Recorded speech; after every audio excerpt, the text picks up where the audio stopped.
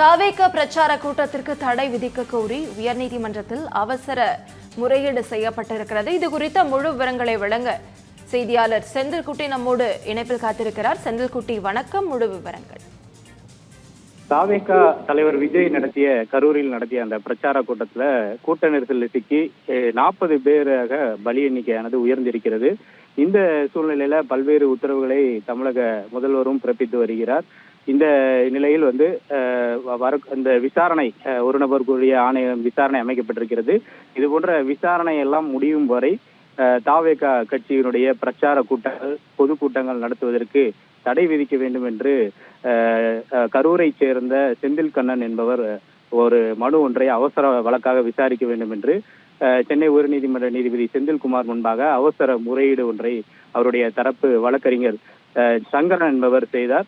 அந்த முறையீட்டுல பல்வேறு விஷயங்களை சுட்டிக்காட்டியிருக்கிறார். செந்தில் கண்ணன் நேற்று நடந்த அந்த கரூர் பொதுக்கூட்டத்துல பிரச்சார கூட்டத்துல கலந்து கொண்டதாகவும், அப்போது அங்க நடந்த அந்த கூட்ட நெரிசல்ல அவர் கண்முன் பலரும் மயங்கி விழக்கூடிய சூழ்நிலை இருந்தது. காலையிலிருந்து பல்வேறு நபர்கள் அங்க தொடர்ந்து நிற்கக்கூடிய காட்சிகள் எல்லாம் பார்த்தார்கள். இந்த உயிரிழப்பு சம்பவங்கள் அனைத்தும் தன் கண்முன்னே நடந்ததாக அவர் மனுவில் குறிப்பிட்டிருக்கிறார். இது போன்ற விஷயங்கள் எல்லாம் இந்த சம்பவத்திற்கு தான் ஒரு ஐவிட்னஸாக இருப்பதாகவும் அந்த மனுவில் குறிப்பிட்டிருக்கிறார்.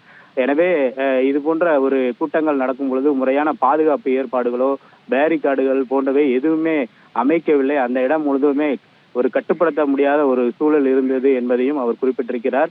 இதன் காரணமாக இந்த முறையான ஏற்பாடுகள் செய்யாது பல்வேறு குளறுபடிகள் காரணமாக இது போன்ற ஒரு அசம்பாவிதம் நடந்திருப்பதையும் அவர் சுட்டிக்காட்டியிருக்கிறார். எனவே இந்த வழக்கின் விசாரணை இதுல இருக்கக்கூடிய அந்த விசாரணைகள் அனைத்தும் தாவேகா தரப்புல நிறைவடையும் வரை தாவேகாவுடைய பொதுக்கூட்டங்கள் மட்டுமல்லாமல் பிரச்சார கூட்டங்கள் எதுவுமே நடத்துவதற்கு அனுமதி வழங்கக்கூடாது என டிஜிபிக்கு உத்தரவிட கோரி ஒரு மனுவானது தாக்கல் செய்யப்பட்டிருக்கிறது. இந்த மனுவை அவசர வழக்காக விசாரிக்க வேண்டும் என்ற ஒரு கோரிக்கையும் அவருடைய வழக்கறிஞர் தரப்புல நீதிபதி செந்தில்குமார் முன்பாக அவசர முறையீடாக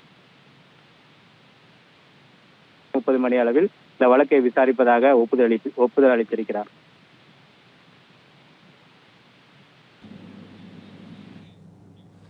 முழு விவரங்களுக்கு நன்றி செந்தில்குட்டி.